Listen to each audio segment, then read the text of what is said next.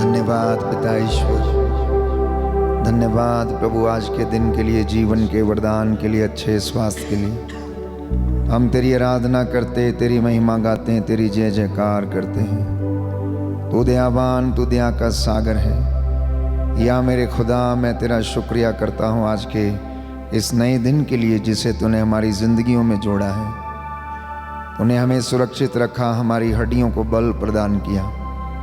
तेरा आत्मा इस वक्त मौजूद है यहाँ पर हमारे बीच में। प्रभु यीशु, हमें प्रेरित कर और प्रेरणा दे। हम तेरे लहू के संरक्षण की मांग करते हैं। आपने कहा है, पुत्र कान लगाकर मेरी बात सुनो, पुत्र मेरी शिक्षा पर ध्यान दो, ये तुम्हारी आत्मा को जीवन प्रदान करेगी। जितने भी लोग यहाँ पर मौजूद हैं, तेरे हाथों में इन्हें सौंप देता हूँ। तू अपने नबियों के द्वारा बोला, तू अपने याजकों प्रचारकों के द्वारा लोगों को आशीर्वाद देता, ब्लेस करता है। आज के इस पवित्र दिन में जो भी बात यहाँ से बोली जाए, आपके द्वारा प्रेरित हो। आपका आत्मा मेरे द्वारा बोले, मेरे होंठों को, मेरे मन, आत्मा, हृदय को शुद्ध कर, मेरे होंठों पर कब्जा कर। पवित्र आत्मा इस वक्त मेरे ऊपर अधिकार ले, हमारे हर एक चीज़ के ऊपर अधिकार ले। आज की सारी योजनाओं को, सारी व्यवस्थाओं को समर्पित करते हैं। प्रभु, ये तेरे बच्चे हैं, आपने इन्हें बुलाया है ताकि ये वचन सुनकर अपने जीवन को बदल लें, समय रहते पश्चाताप कर लें, समय रहते तेरे पास लौट कर चले आएं और तू इन्हें जीवन में आशीर्वाद प्रदान करे। माँ मरिया, तू हमारी माँ है, तू हमारे लिए विनतियाँ करती, हम विश्वास करते हैं। हम पुनः एक बार अपने आप को तेरे हाथों में सौंपते हैं। हमारी एक एक प्रार्थना, एक एक योजना, एक एक दुख तकलीफ तेरी मध्यस्थता से हम प्रभु यीशु के चरणों में समर्पित करते हैं। हमें एक नया उत्साह और एक नई स्फूर्ति प्रदान कर, जिससे हमें तेरे वचन का स्वाद मिले। हम इस वचन को खाएं और इसका स्वाद हमें उत्साह प्रदान करें। प्रभु यीशु, हमारी सहायता कर। माँ मरियम की मध्यस्थता से हम ये प्रार्थना करते हैं। प्रणाम मरिया, कृपा पूर्ण, प्रभु तेरे साथ हैं, धन्य तू स्त्रियों में, धन्य तेरे गर्भ का फल यीशु। हे संत मरिया, परमेश्वर की माँ, प्रार्थना कर हम पापियों के लिए, अब और हमारे मरने की समय। आमीन। पिता और पुत्र पवित्र आत्मा की बड़ाई होवे, जैसे वे आदि में थी, अब है और अनंत काल तक सदा रहेगी। आमीन। जय यीशु, जय यीशु। जब हम प्रभु के लिए आते हैं, आपने बड़ी बड़ी मिनिस्ट्रियों में देखें, उनके कन्वेंशंस में आपने देखा क्या चीज़ महत्वपूर्ण है। वचन तो सुनाते ही हैं, बाकी चीज़ों को मुझे फ़र्क नहीं पड़ता क्या करते हैं। मैं वचन पर ज़्यादा देखता हूँ कि वचन सुनाते हैं कि नहीं सुनाते हैं। तो 100 में से कम 60 लोग जो हैं बाइबल लेकर आते हैं।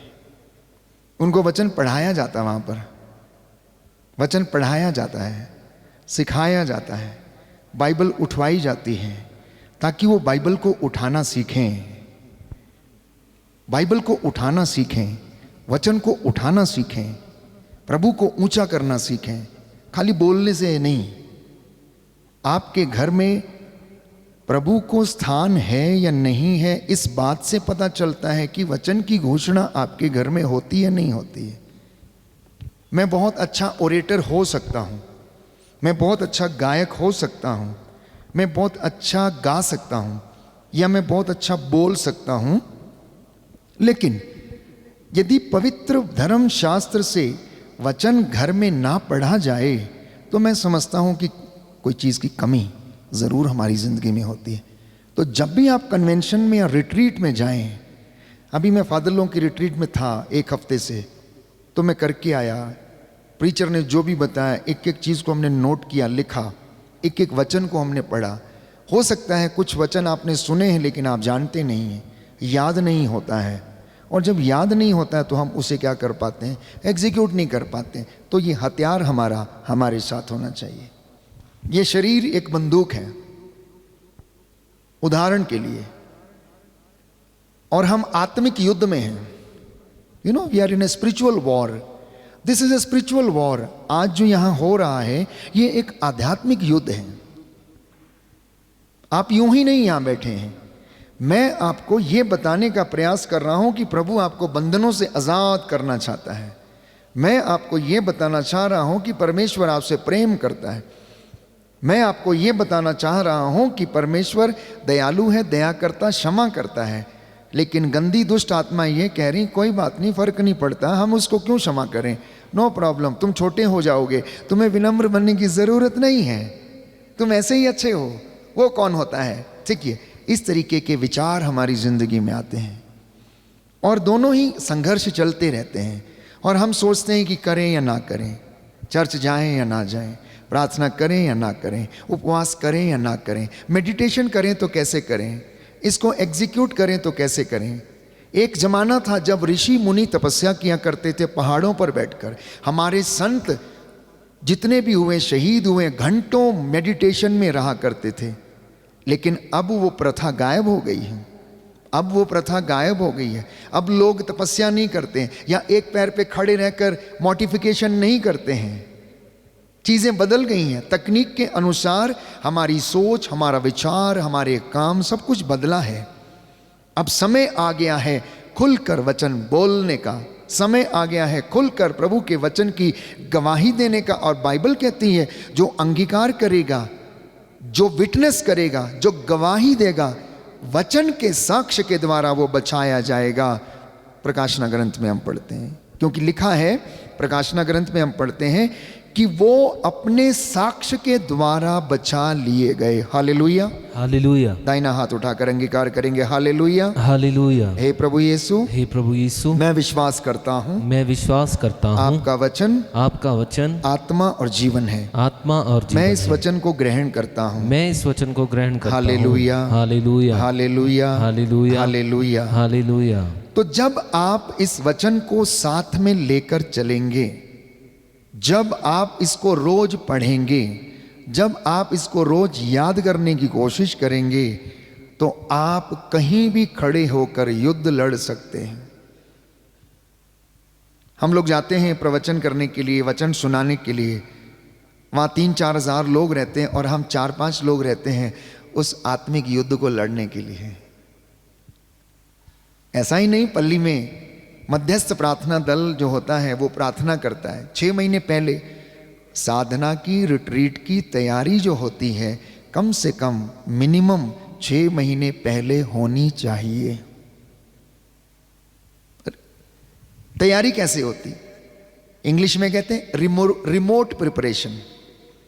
रिमोट प्रिपरेशन का मतलब है 6 महीने पहले आपने मध्यस्थता करना शुरू कर दिया है कि प्रभु शिमला के चर्च में साधना होने वाली है, इस पर अधिकार लो और वहाँ पर चिन्ह और चमत्कार होने पाए। आपके घर में शादी होती है, नहीं होती है? कब से तैयारी शुरू होती है? 1 साल पहले से। पापा को, मम्मी को चिंता लग जाती है, लड़के को सोने की चेन देना है, कैसे देंगे? कहीं से लोन लेंगे, पैसा इकट्ठा करेंगे, अंगूठी पहनानी है, नहीं तो इज्जत का सवाल है, पहनाएंगे नहीं तो। 1 साल पहले, एक ही दिन में नहीं होता है सब कुछ। वैसे ही आत्मिक युद्ध है, वैसे ही आत्मिक युद्ध है। और इसके लिए घर घर में प्रार्थना होना चाहिए, मध्यस्थता होनी चाहिए। मैं कल सिस्टर जी को बता रहा था, उड़ीसा में मेरा अगले साल 2025 में अक्टूबर 3, 4 और 5 को एक बड़ा कन्वेंशन है, बड़ा सम्मेलन है, जिसमें लगभग 5000 से ज़्यादा लोग आने की संभावना है। तो फादर जी का पिछले हफ्ते फ़ोन आया, डेट ब्लॉक किया गया और उन्होंने एक प्रार्थना बनाई। प्रार्थना बनाने के बाद मुझे भेजी, फादर जी हम ये सब परिवारों में सर्कुलेट कर रहे हैं। मैंने कहा क्यों? फादर जी इस मकसद के लिए कि ये जो सम्मेलन होगा, महोत्सव जो होगा, बाइबल महोत्सव जो होगा, इसकी सफलता के लिए। बस फादर की सोच को देखकर हैरान था कि इस कदर भी कोई ये सोचता है कि उस भूमि को अच्छी तरह से तैयार किया जाए, घर घर में प्रार्थना की जाए, घर घर में उसकी सफलता के लिए प्रार्थना किया जाए। तो फादर जी हम इस प्रार्थना को सर्कुलेट करने जा रहे हैं। ऐसा ही कुछ गुजरात में भी था। फादर ने 1 साल पहले प्रीचर का फोटो और उसके साथ नीचे एक सुंदर माँ मरियम की मध्यस्थता द्वारा की गई प्रार्थना को पूरे का, तो आप लोगों को भी इसको करना। और जब आप सम्मेलन में जाते हैं, बाइबल महोत्सव में जाते हैं, अपना हथियार अपने साथ में लेके जाइएगा। तो जब आप कन्वेंशन में जाते हैं, छोटे बच्चे विशेष रूप से ध्यान में सुनना, बड़ों को छोड़ दीजिए क्योंकि उनको समझाया नहीं गया, उनको बताया नहीं गया। हम आपको बता रहे हैं, आज नौजवान नई पीढ़ी को हम बता रहे हैं कि ये बाइबल आपका हथियार है और ये बाइबल आपको बचाएगी। इस बाइबल के द्वारा आप लोग बचा लिए जाएंगे क्योंकि इसमें वो वचन है जो जीवन देता है। इसलिए इसे उठाकर चलना, इसे कहीं शर्म या लाज मत समझना कि इसको मैं उठाऊंगा तो मुझे इससे कोई हानि होगी, नहीं। और मैं आपको वचन पढ़ाना चाहता था, मैं कोई ऐसी शिक्षा नहीं दूंगा, आपको वचन से शिक्षा हम देंगे कि पवित्र वचन आखिर क्या कहता है। पवित्र वचन बाइबल हमें क्या कहती है, हमारी विडंबना यही है। और मैं इस बात को ये समझता हूँ कि मैं इसका ये भी फाइंड आउट करने की कोशिश कर रहा था कि कैथोलिसिज्म में यानी कि कैथोलिक धर्म समाज में वचन उठाने की शिक्षा क्यों नहीं दी गई। ये पुराने ज़माने की बात है, प्री वैटिकन आइडियाज़ जो हुआ करते थे उसमें प्यारे भाइयों और बहनों बाइबल केवल कॉन्वेंट की सुपीरियर पढ़ सकती थी, कॉन्वेंट की सुपीरियर को अलाउड था, केवल फादर को अलाउड था, केवल फादर को अलाउड था। मैं संक्षिप्त रूप से बोलूँगा मैं आपको। तो जब मार्टिन लूथर साहब के आने के बाद जब ये विचार उन्होंने देखे कि कैथोलिसिज्म में बाइबल को उठाना मना है, उसको लेकर जाना मना है, उसको पढ़ना मना है, कोई नहीं पढ़ सकता है, तो उन्होंने क्या किया, क्योंकि उसके विपरीत हमें कुछ करना है, तो उन्होंने अपने लोगों को कैथोलिक कलीसिया से अलग करने के लिए कुछ होना चाहिए ना, उन्होंने अपने लोगों को बाइबल उठवाना शुरू कर दिया। आप हिस्ट्री खोल के देखिएगा, आपको पता लगेगा। तो उनकी अध्यक्षता में और उनके मोटिवेशन में आपको दिखेगा कि हर व्यक्ति जो मार्टिन लूथर का अनुयायी बना वो सब के सब बाइबल उठाना सीखे, बाइबल उठाना सीखे। क्योंकि हमारे धर्म समाज में बाइबल को ऐसा नहीं था कि मना, मतलब एक रेवरेंस था, एक आदर इतना ज़्यादा था कि उसे केवल और केवल कॉन्वेंट की सुपीरियर पढ़ सकती थी, वो पढ़ के सुनाएगी, वो उसको डिक्लेयर करेगी। घर का मुखिया या याजक जो था जिसको इजाज़त है वो पढ़ेगा, वो पढ़ेगा। तो इसमें गलती हमारी नहीं, हमारे पूर्वजों की भी गलती रही। उसमें क्या सोच के ऐसा हुआ पता नहीं, लेकिन उसका खामियाजा अब हम भुगतते हैं कि हमारे बच्चे बाइबल को उठाने में शर्म महसूस करते हैं, शर्म महसूस करते हैं। तो इन्हीं बातों को आगे बढ़ाते हुए अगर आप उत्पत्ति ग्रंथ में देखें, उत्पत्ति ग्रंथ में हम पढ़ते हैं कि अदन वाटिका में आदम और हेवा को रखा गया था, आदम और हेवा को रखा गया था। परमेश्वर ने आदम और हेवा को बहुत सुंदर जगह पे रखा था और उनसे कहा कि देखो बगीचे के बीच में लगा हुआ जो जीवन वृक्ष का फल है उसको तुम नहीं खाओगे, बाकी तुम सारे पेड़ों के फल जो है वो खा सकते हो। ये बात उनसे कही, उन्होंने कहा ठीक है। रोज़ लोग खेलते रहे, आते जाते ईश्वर के साथ अटखेलियाँ करते, और परमेश्वर बाइबल कहती है रोज़ उनको मिलने के लिए आता, हालचाल पूछने के लिए आता। Hello Adam, how are you, hi Eve, how are you, are you okay, enjoy कर रहे हो। इस तरीके से उनका जीवन जो था वो चलता था। लेकिन शैतान को ये सब अच्छा नहीं लगता था। Hallelujah, hallelujah, hallelujah, hallelujah. Yeshu की स्तुति हो, यीशु की स्तुति यीशु को धन्यवाद, यीशु को धन्यवाद, यीशु की आराधना हो, यीशु की आराधना यीशु की हो, महिमा हो, यीशु की यीशु महिमा को हो, धन्यवाद, यीशु को धन्यवाद। Hallelujah, hallelujah, hallelujah, hallelujah. तो जब आदम और हवा रोज प्रभु से बात करते थे, वचन सुनते थे और वचन सुन के क्या करते थे, उसकी बातों को मानते, आज्ञा का पालन करते, तो शैतान इनको देखता था कि नहीं देखो ये लोग बहुत ज़्यादा क्लोज हैं प्रभु के, इनको कैसे अलग किया जाए, इनको हटाया जाए। बिकॉज शैतान का स्थान जो है एडम और ईव ने ले लिया है। कैसे? पहला पाप कहाँ कमाया गया? स्वर्ग में। बाइबल तो यही बताती है कि शैतान की ईर्ष्या के कारण पाप इस दुनिया में आ गया, क्योंकि शैतान ने, जिसका नाम इब्लीस है, स्वर्गदूत था, उसने ईश्वर के विरुद्ध विद्रोह किया और विद्रोह करने के साथ साथ ईश्वर ने उसको और उसके साथ 1/3 स्वर्गदूतों को उठाकर पृथ्वी पर पटक दिया। तो शैतान को ये अच्छा नहीं लगा कि जहाँ पर मैं रहता था, बाइबल कहती है कि परमेश्वर का वचन तीरुस के शासक के विरुद्ध हमें बताया गया कि कहता, तुम्हें तो पूरी सल्तनत के ऊपर अधिकार दिया गया था, तू सुबह का तारा था, तू केरूबों पर विराजमान होता था, तू तो सुबह उठ के पूरा चक्कर लगाता था, लेकिन अब तेरी दशा ये हो गई कि तेरे अहंकार ने और तेरे घमंड ने तुझे नीचे गिरा दिया है। तो शैतान को ईश्वर ने क्या किया? नीचे गिरा दिया। क्यों? क्योंकि उसने घमंड किया, अहंकार किया कि आज के बाद मेरी आराधना करो, ईश्वर की आराधना छोड़ दो। और उसके साथ ईश्वर ने क्या किया? स्वर्गदूतों को उठा के नीचे फेंक दिया। अदन वाटिका कहाँ पर है? पृथ्वी पर। शैतान को कहाँ फेंका हुआ है? पृथ्वी पर। उसके साथ जो उसके दोस्त हैं वो कहाँ हैं? वो पृथ्वी पर है। मैं इसका रेफरेंस भी दूंगा आपको और बताऊंगा कि हम इसको कैसे समझ सकते हैं। So Satan is on earth now, okay. उसके साथी जितने हैं वो भी कहाँ पर है? इस पृथ्वी पर है। अदन वाटिका कहाँ पर है? पृथ्वी पर है, क्योंकि सुंदर पृथ्वी बनाई और पृथ्वी पर अदन वाटिका बनाई। उसके अंदर अभी कौन है? आदम और हेवा है। आदम और हेवा है। तो जब शैतान ने देखा कि जहां पर मैं रहता था, जैसे मैं ईश्वर से बातें करता था, अब वो जगह किसने ले ली है? आदम ने ले ली है। अब वो जगह किसने ले ली है? ईव ने ले ली है। और ईश्वर ने मुझे क्या कर दिया है? दूर कर दिया अपने से। तो मैं ये क्या करूंगा? मैं आदम को और हेवा को क्या करूंगा? ईश्वर से अलग करूंगा। ही स्टार्ट्स प्लानिंग, प्लान करना शुरू करता है किस तरीके से ईव को बहकाया जाए, किस तरीके से एडम को ईश्वर से दूर किया जाए। और वो जाता है अदन वाटिका के चक्कर लगाता है, देखता है वहां पर क्या हो रहा है, वहां पर कैसी चीजें हैं, आदम कैसे रहता है। और कुछ करने के बाद, सोचने के बाद एक दिन वो हेवा को बुलाता है, ए हेवा इधर आना। आगे से वो जवाब देती है, क्यों? क्योंकि तो परमेश्वर में है। तो वो क्या सोचती है? चलो चलो, मुझे कोई मतलब नहीं तुमसे, जानते नहीं हो मैं कहाँ हूं? मैं पिता के घर में हूं। जानती नहीं मैं कहाँ रहती हूं?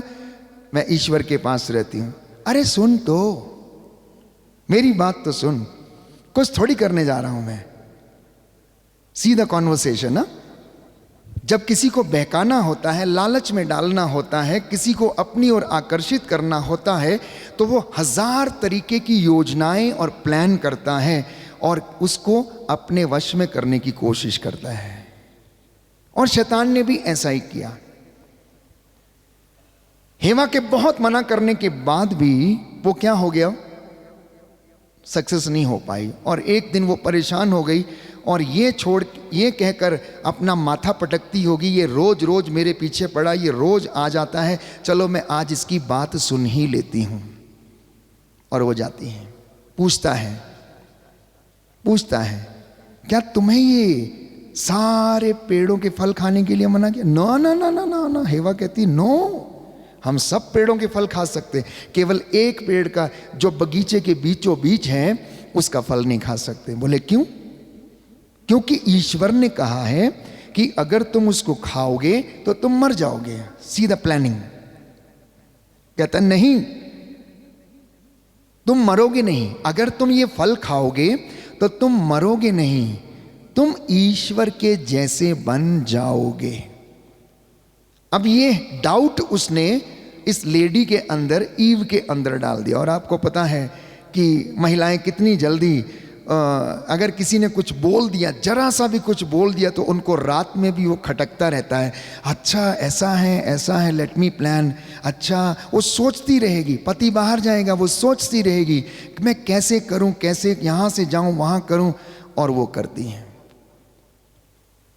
और वो शैतान के वश में आ जाती है, फंस जाती है। एप्पल लेती है, सेब का पेड़ है बाइबल में जैसा कि बताया गया है, खाती हैं और अपने पति को भी देती हैं। उस दिन हेवा को उसने खाने वाला एप्पल दिखाया।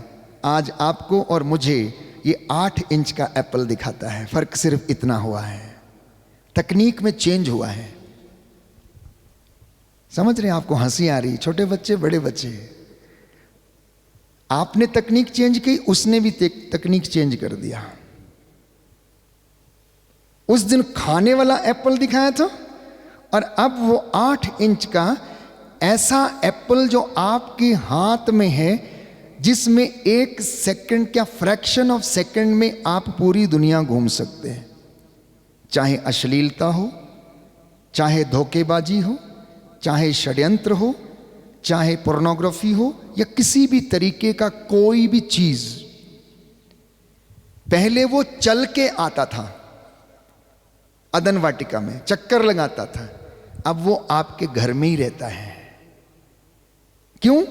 आप जब भी कोई गलत बटन आप उसमें एप्पल में दबाओगे तो वो आपके घर में हाजिर है।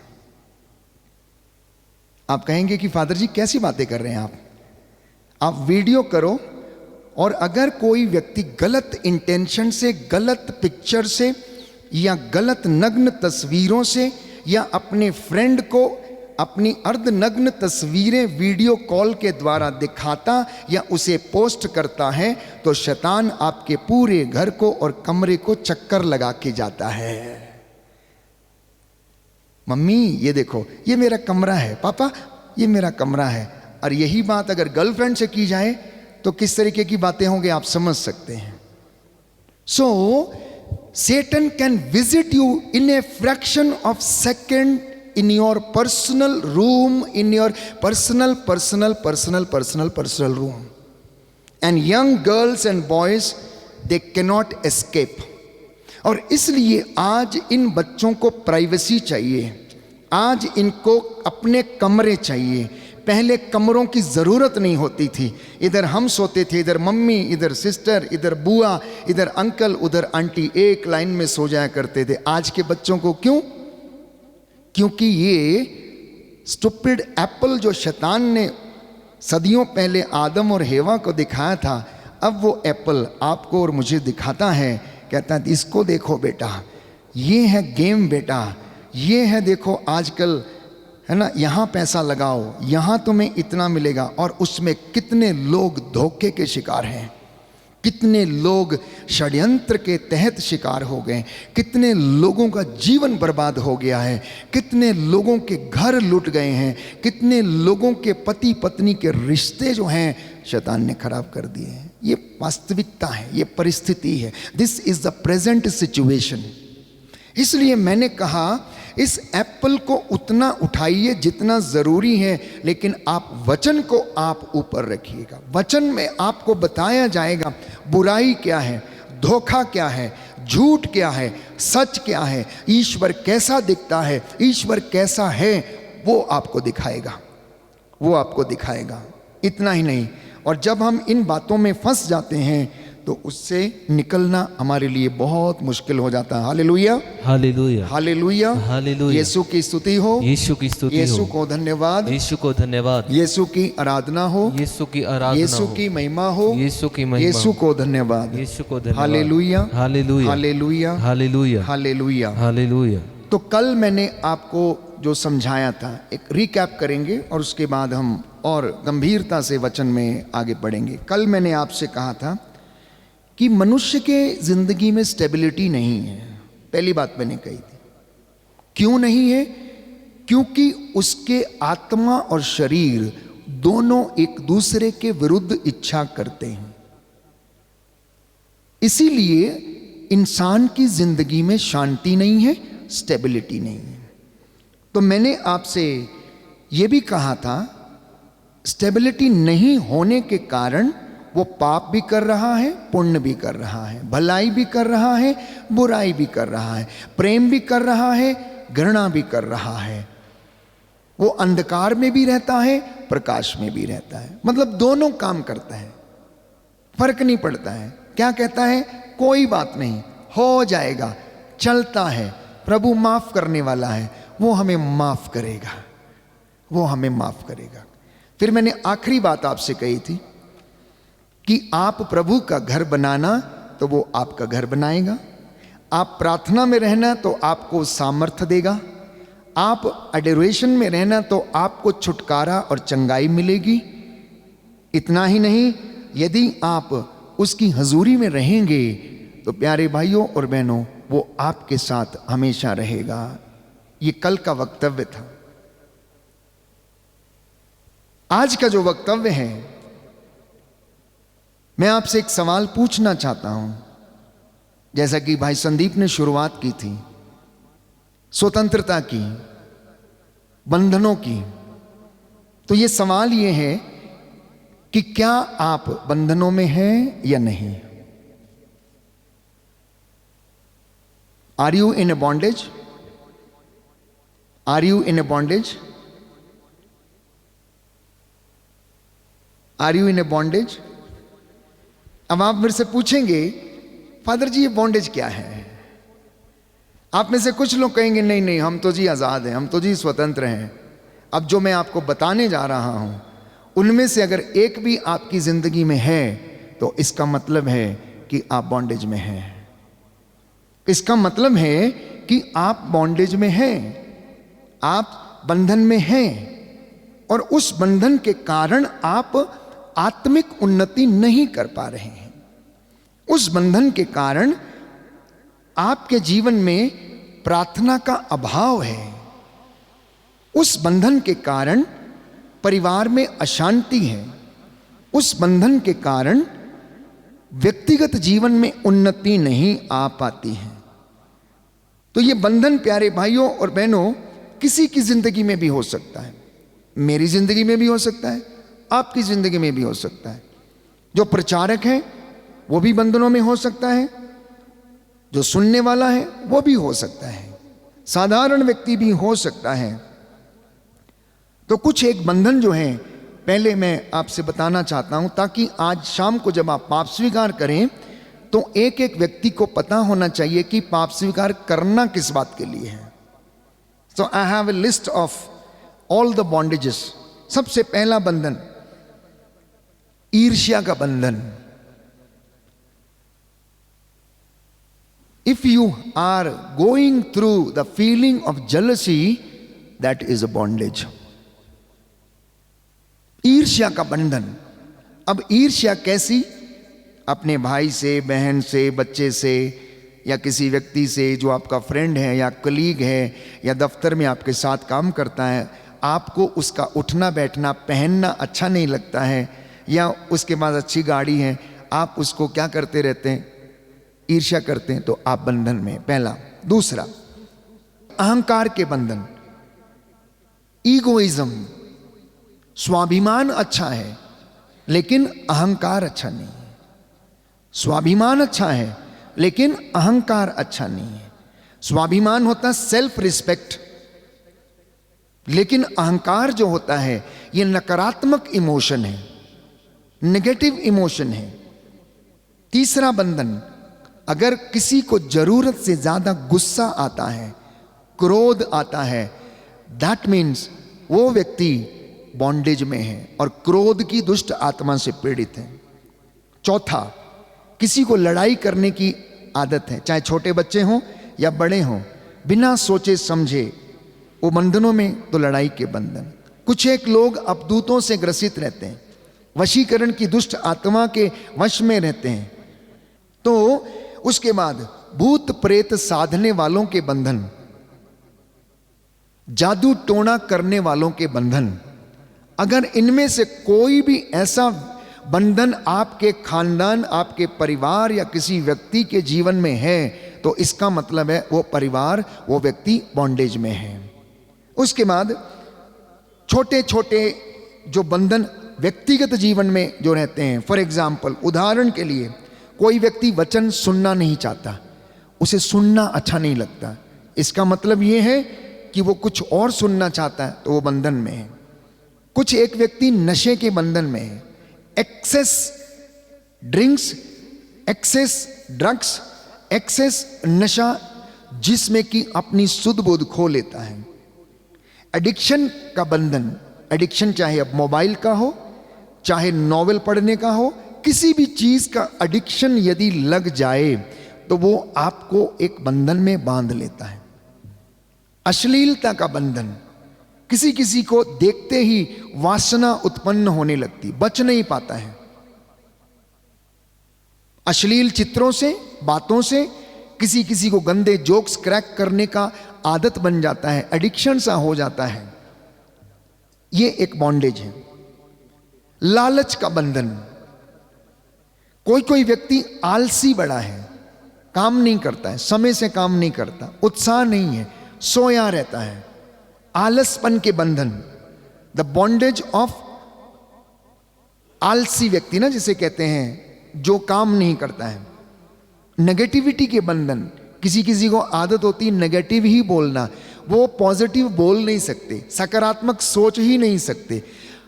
सकारात्मक सोचने का उनका जो ये है वो बंद हो जाता है। दैट इज अ बॉन्डेज, अज्ञानता के बंधन। अगर हमें अपने वचन का नॉलेज नहीं है, परमेश्वर के वचन की नॉलेज नहीं है, that means we are going through a bondage, क्योंकि हम किसी और दूसरी चीज में फंसे हुए। गंदगी के बंधन, they like to live in a dirt, they don't like to, अपने आप को वो लोग क्या करते हैं, स्वस्थ नहीं रख पाते हैं, फ्रेश नहीं रह पाते हैं। ये एक तरीके की दुष्ट आत्मा का बंधन है। याद कीजिए, गेरासीन का अपदूत ग्रस्त जो था, जो मकबरों में रहा करता था, वो किस तरीके से गंदगी में रहना पसंद करता था और वो गंदगी में रहता था। आपने बहुत से ऐसे लोगों को देखा है। उसके बाद बीमारी के बंधन, रोग बीमारी के बंधन, बड़े बड़े लाइलाज बीमारियां, सिकनेस जिसका नाम नहीं है, मोबाइल का एडिक्शन का बंधन। और उसके बाद मैंने आपको बताया गिरासा का अबदूतग्रस्त, मार्कुस के सुसमाचार अध्याय 5 में जिसे हम पढ़ते हैं, ये बंधन है। तो अगर इनमें से कोई भी आपकी जिंदगी में है तो इसका मतलब है कि आप आजाद नहीं हैं, आप स्वतंत्र नहीं हैं, आप बॉन्डेज में हैं। और इस बॉन्डेज से प्रभु आपको क्या करना चाहता है, निकालना चाहता है। तो इस संदर्भ में अब हम एक दृष्टांत पढ़ेंगे और वो दृष्टांत है उड़ाऊ पुत्र का। प्यारे भाइयों और बहनों, उड़ाऊ पुत्र के दृष्टांत में हम क्या देखते हैं कि उड़ाऊ पुत्र भी इसी प्रकार से क्या था, बंधनों में था। लूकस के सुसमाचार अध्याय 15, जिनके पास बाइबल है खोले, लूकस का सुसमाचार अध्याय 15, सुंदर वचन है। और प्रभु ने यह दृष्टांत सुनाया उड़ाऊ पुत्र के विषय में, जिसे खोया हुआ लड़का के नाम से दृष्टांत बाइबल में दिया गया है। खोया हुआ लड़का, what was the bondage of prodigal सन। उसकी सबसे पहली जो बंधन था या बॉन्डेज थी वो ये थी कि वो प्रार्थना नहीं करना चाहता था, अपने पिता के जैसे धर्मी बनना नहीं चाहता था। उसे अपने पिता का घर अब पसंद नहीं आता था। उसे शैतान ने अपने वश में किया और वो अयाशी, ऐशो आराम और अपने मित्रों के साथ अटखेलियां करना और इस तरीके के मज़े लेना चाहता था। तो इसलिए एक दिन उसने कहा, पिताजी आप मेरे संपत्ति का जो मेरा हिस्सा है वो मुझे दे दो, क्योंकि अब मैं आपके साथ नहीं रह सकता हूं। तो उड़ाऊ पुत्र ने निर्णय लिया, पोटली लिया और चला गया। उसके बाद एक के बाद एक बंधन में वो बंधता गया। नशे का बंधन, मित्रों के साथ अयाशी का बंधन, ड्रग्स नशा का बंधन। उसके मित्रों ने लूट लिया, चले गए और उसे वहीं पर ऐसे ही छोड़कर चले गए। अकाल पड़ा, ढूंढने लगा, काम ढूंढने लगा, कहीं नहीं मिल रहा है, परेशान हो गया। और एक दिन उसे काम मिला एक ऐसे व्यक्ति के घर में, और वो काम क्या था, सूअरों को खाना चराना। वो जानवर जो गंदगी को साफ करता है, उस जानवर को चराने का काम उसे मिला, देखभाल करने का काम मिला। इतना घिनौना काम उसे करना पड़ा, मजबूरी थी, पापी पेट का सवाल था, इसलिए करना ही था। और वो वहां पर रुकता है। उसका मालिक उसे खाना नहीं देता था। सूअर जो खाना खाते थे, चोकर जिसे हम कहते हैं या फॉडर जिसे हम कहते हैं, उसको वो खाकर अपनी भूख मिटाता था। समय बीतता गया और एक दिन होश में आया और कहने लगा, मेरी जगह यहां पर नो, मेरी जगह यहां पर नहीं।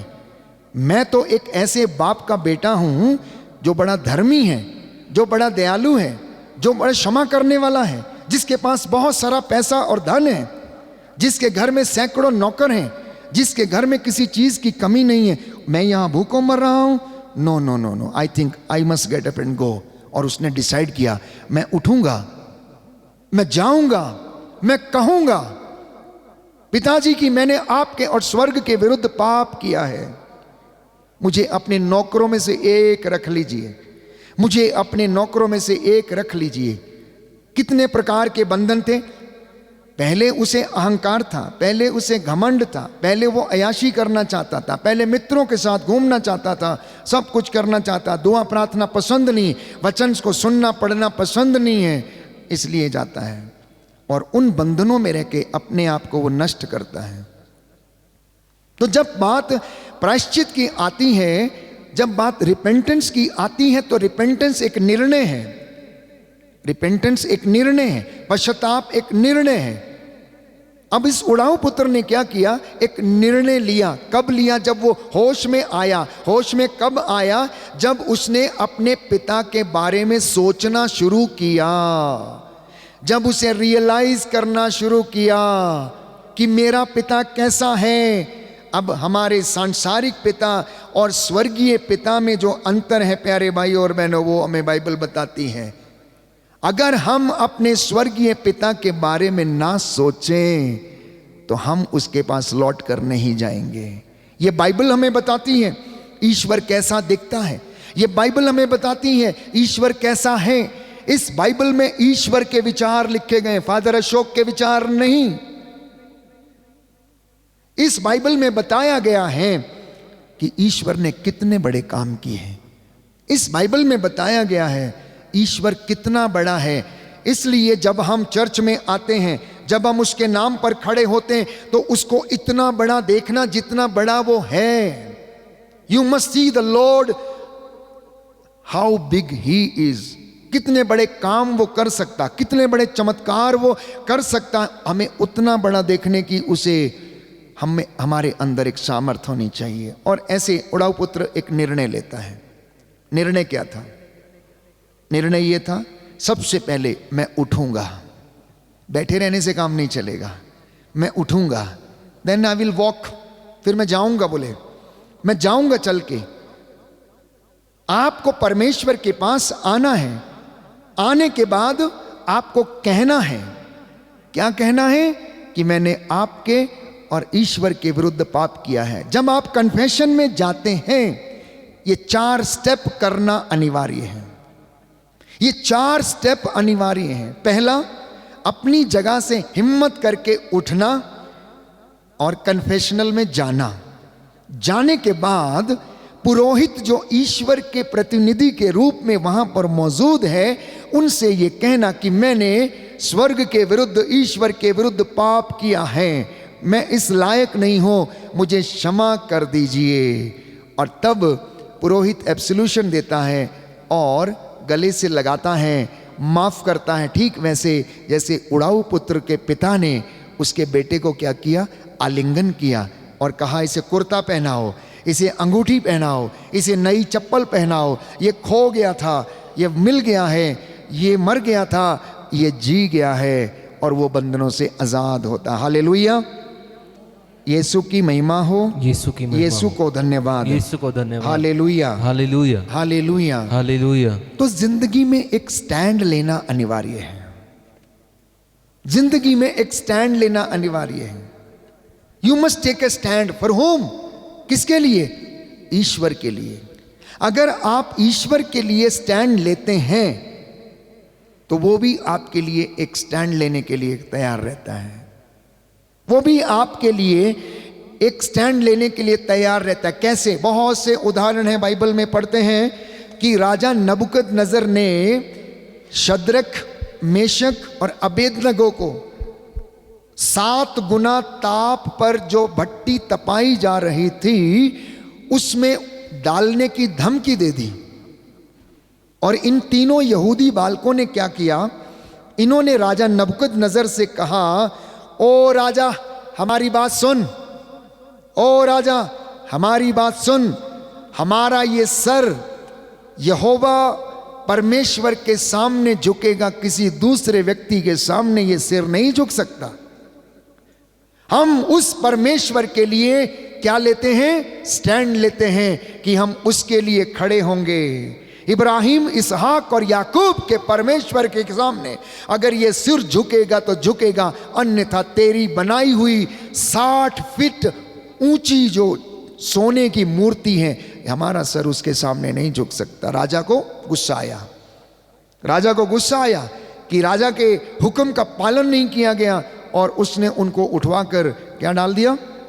भट्टी में डाल दिया। भट्टी 7 गुना ताप पर तप रही थी, 7 गुना ताप पर वो तप रही थी। जब परमेश्वर ने देखा कि ये यहूदी 3 बालक मेरे लिए इतना बड़ा सैक्रिफाइस कर रहे, इतना बड़ा स्टैंड ले रहे हैं, तो उसने भी क्या किया? अपने स्वर्गदूत को भेजा और इन तीनों बालकों के साथ भट्टी में वो भी टहलने लगा। राजा ने देखा, अरे मैंने तो 3 लोग डाले थे, ये चौथा कहां से आ गया? ये 4 लोग टहल रहे हैं। प्यारे भाई और बहनों, when you take a stand for God, when you take a stand for Jesus, He will come and stand for you.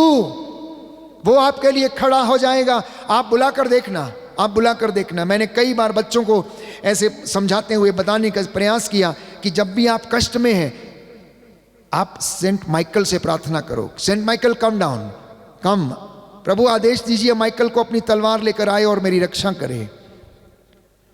कि जब आप समस्या में हैं, जब आप कष्ट में हैं, जब आप परेशानी में हैं, जब आप चिंता में हैं, उस वक्त आप थोड़ी देर के लिए खड़े होकर याद करना, एंड परमेश्वर का दूत आपकी सहायता करने के लिए अवश्य आएगा। तो लाइफ में स्टैंड लेना, लाइफ में स्टैंड लेना। आप अगर परमेश्वर के लिए खड़े होंगे, वो आपके लिए खड़े होंगे। दूसरी बात, दुख कितना भी बड़ा क्यों ना हो, उसे गिरना होगा। बीमारी कितनी भी बड़ी हो, अगर आप स्टैंड लेने में समर्थ हैं, तो वो बीमारी को गिरना होगा, हटना होगा। तीसरा, परीक्षा चाहे जितनी भी बड़ी क्यों ना हो, उसे क्या करना होगा? गिरना होगा, पीछे हटना होगा। जब आप परमेश्वर के नाम पर खड़े हो जाएंगे तो बाइबल में चलना सीखना, कि बाइबल को उठाना सीखिए, बाइबल में चलना सीखिए, बाइबल में रहना सीखिए, परमेश्वर में चलना, बोलना, पढ़ना, लिखना सीखिए। और याद रहे कि जो आपकी प्रार्थना में नहीं है, वो आपकी जिंदगी में भी नहीं होगा। You understand what I am saying? What you don't have in your prayer, you will not have in your life also. मतलब प्रार्थना में सैक्रिफाइस की जरूरत है, श्रद्धा की जरूरत है, विश्वास की जरूरत है, प्रभु के साथ जुड़ने की जरूरत है। और अगर ये हमारी प्रार्थना में नहीं है, तो हमारी जिंदगी में भी नहीं रहेगा, और जो हमारे जीवन में नहीं है, वो हमारे परिवार में भी नहीं रहेगा। जो मम्मी पापा के जीवन में नहीं है, तो बच्चों के साथ परिवार में भी नहीं रहेगा। जो मैं एज ए पुरोहित मेरे जीवन में नहीं, तो मेरी कलीसिया के जीवन में भी नहीं होगा। That is 110% for sure. If I am not praying for my people, if I am not repenting for my people, अगर मैं एज ए पुरोहित होकर अपने कलीसिया के लिए प्रार्थना नहीं करूंगा, पश्चाताप नहीं करूंगा, तो मेरी कलीसिया भी बिखर जाएगी, मेरी कलीसिया की जिंदगी में भी नहीं होगा। तो अब एक आखिरी वचन, आदम और हवा जिसकी मैं बात कर रहा था, ये धरती है, ये अदन वाटिका है, आपका घर अदन वाटिका है, आप पापा आदम है, आप मम्मी हेवा हैं, और शैतान जो है बाहर से आता है। आपके बच्चे, उनमें से कुछ काइन भी हो सकते हैं, कुछ एबल भी हो सकते हैं। काइन का स्वभाव थोड़ा ईर्ष्या वाला था, हाबिल का स्वभाव थोड़ा धर्मी व्यक्ति का स्वभाव था। नाउ आप देखिए मम्मी लोग, बेटियां लोग, कि शैतान किस तरीके से आकर आपको बहलाता, फुसलाता या प्रलोभन में डालता है, या वो एप्पल दिखाता है आपको या मुझे कि बेटा देखो, अब ये एप्पल में देखो, यहाँ तुम्हें ये मिलेगा, यहाँ तुम्हें वो मिलेगा।